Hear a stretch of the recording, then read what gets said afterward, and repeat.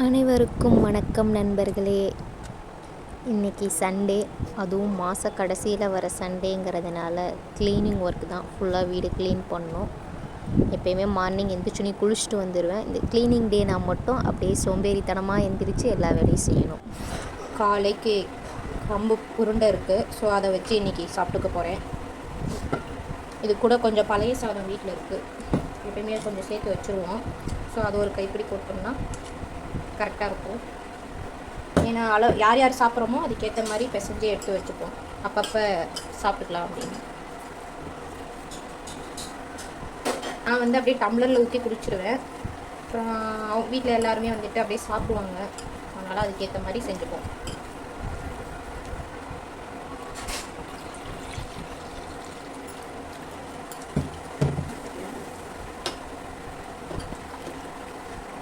நீங்கள் குடிக்கிறீங்களா?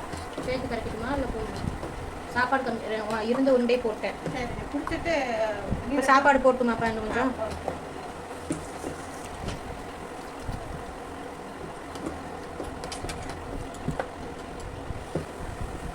மோர் ஊற்றிக்கிறேன். ரொம்ப தனியாக இருக்கு. ஒன்று குடிப்போம் அப்படின்னா அது உள்ள போட்டுடலாம். சரி, என்ன சாயங்காலம் குடிச்சிக்கலாம். இல்லை கரெக்டாக இருக்கும், ரொம்ப தனியாக இருக்கும். இப்படி நல்லா கரைச்சி எடுத்து வச்சாச்சு. தேவையான உப்பு.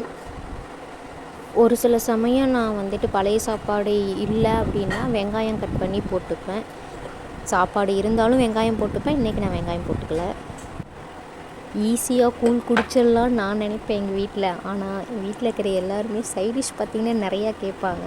ஸோ அதுதான் இங்கே டிஃபிகல்ட்டு. இப்போதைக்கு நான் எனக்கு மட்டும் அப்படிங்கிறதுனால மாங்காய் எடுத்துக்கிட்டு அதில் கொஞ்சமாக உப்பும் மிளகுத்தூளும் அப்படியே கிளறி விட்டு தொட்டு சாப்பிட்டுப்பேன். வீட்டுக்கு எல்லாருக்கும் செய்யணும் அப்படின்னா பச்சை மிளகா, மோர் மிளகா, வெங்காயம் எல்லாமே நம்ம ரெடி பண்ணணும். இப்போதைக்கு நானும் அத்தை அப்படிங்கிறதுனால மாங்காய் தொட்டு சாப்பிட்டுப்போம். அத்தையுமே மாங்காய் கடிக்க முடியாதுங்கிறதுனால அதிகமாக சாப்பிட மாட்டாங்க. ஸோ நான் மாங்காய் தொட்டு சாப்பிட்டு இன்றைக்கி பிரேக்ஃபாஸ்ட்டை ஃபினிஷ் பண்ணுறோம் நாங்கள். நெக்ஸ்ட்டு க்ளீனிங் ஒர்க் ஸ்டார்ட் பண்ண வேண்டியதான். ஸோ அங்கங்கே ஏதாவது டஸ்ட்டு இருந்தால் தட்டி விடுவேன். அப்படி இல்லை அப்படின்னா அப்படியே கூட்டிகிட்டு மட்டும் வரது தான். ஸோ அப்படியே எதுவும் டஸ்ட்டெல்லாம் இல்லை, இப்போ தான் க்ளீன் பண்ணது அப்படிங்கிறதுனால ஸோ கூட்டிகிட்டு துடைக்கிறது தான். துடைக்கிறதும் கூட்டுறதும் கொஞ்சம் அந்த மந்த்லி வீக்லி ஒன்ஸ் மட்டும் நான் வீடு வெளியே எல்லா பக்கமே நான் க்ளீன் பண்ணிவிடுவேன்.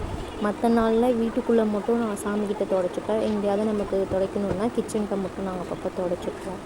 அந்த சண்டே மாதத்துக்கு ஒரு முறை அப்படிங்கிறப்ப மட்டும் வீட்டுக்கு வெளியே சைடில் பின்னாடி எல்லா பக்கமே நான் ஃபுல்லாக க்ளீன் பண்ணிவிடுவேன். அது ஒரு ஹேபிட்டாகவே எனக்கு போயிடுச்சு இங்கே வந்ததுலேருந்து.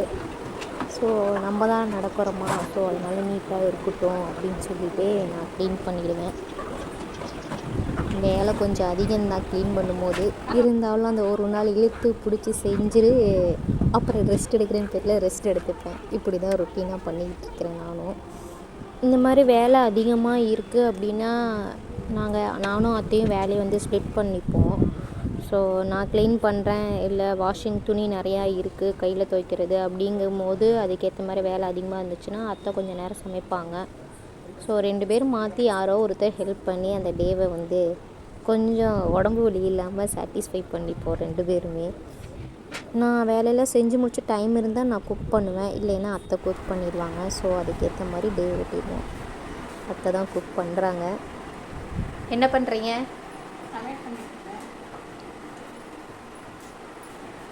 பாவக்காய் பொரியல், முருங்கைக்காய், கத்திரிக்காய், முருங்கைக்காய், உருளைக்கிழங்கு, மாங்காய் போட்டு சாம்பார். ஏன் அவ்வளோ சீக்கிரமாக செய்கிறீங்க? டைம் ஆச்சு, என் மருமகளுக்கு உடனே வந்து சரியில்லை, அதனால் பசியில் வருவா, அதனால் சமையல் பண்ணிட்டுருக்கேன். இன்றைக்கி அத்தை சமையல் மோஸ்ட்லி அவங்க தான் சமைக்கிறாங்க. இருந்தாலும் அவங்களோட சமையல். பருப்பு வச்சுட்டாங்க, சாப்பாடும் வச்சுட்டாங்க. காய் கட் பண்ணால் சாம்பார் வைக்கிறதா காமிக்கிறேன். ஸோ அத்தை சமைச்சு முடிச்சுருவாங்க. ஸோ அதுக்குள்ளே நான் அந்த மேட்டு அங்கங்கே இருக்கிற துணி எல்லாமே துவைக்கணுங்கிறதுனால துவைச்சி குளிச்சுட்டு ரெடியாகி வந்தாச்சு. சாமி கும்பிட்டு நெக்ஸ்ட்டு என்ன சாப்பிட வேண்டியதாக, ஏதோ டயர்டாகிடுச்சு. ஸோ சாப்பிட்டா தான் கொஞ்சம் ரிலாக்ஸ் ஆகும்.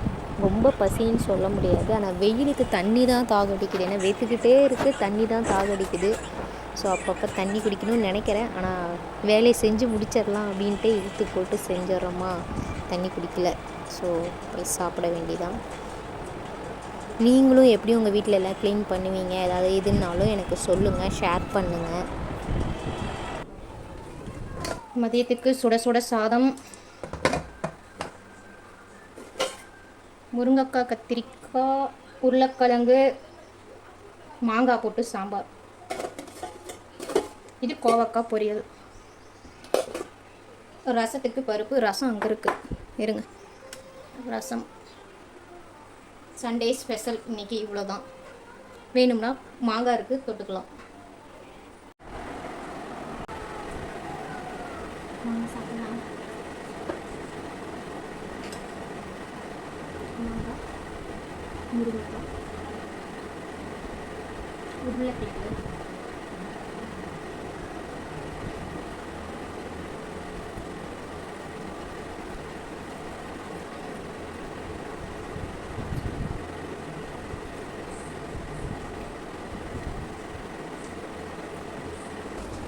ஸோ பெட்ஷீட்லாம் க்ளீன் பண்ணலான்னு சொல்லி வாஷிங் மிஷினில் எல்லாம் போட்டேன். அது லோடு முடிஞ்சிருச்சுருக்கோம். அதை எடுத்து காய போட்டு வந்துட்டேன். ஸோ அடுத்து இங்கே பெட் கவர் போட்டு ரெடி பண்ணணும். அந்த வேலை தான். பெரிய வேலைன்னு சொல்ல முடியாது, நார்மல் வேலை தான். இருந்தாலும் நம்ம இழுத்து போட்டு ஒரே நாளே செய்கிறோம் அப்படிங்கிறது தான். மற்றபடி ஓகே. ஸோ போட்டு க்ளீன் பண்ணி ரெடி பண்ணி வச்சுட்டு கொஞ்சம் நேரம் படுத்தால் தான் அப்படியே அந்த உடம்புக்கு கொஞ்சம் இதமாக இருக்குது.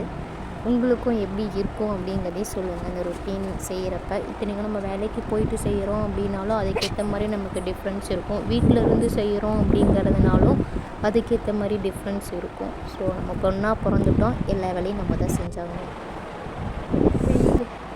முடியல, ரொம்ப வேத்து கொட்டுது. என்ன தான் வேலை செஞ்சாலும் வேர்வை வந்துக்கிட்டே இருக்கு, முடியல.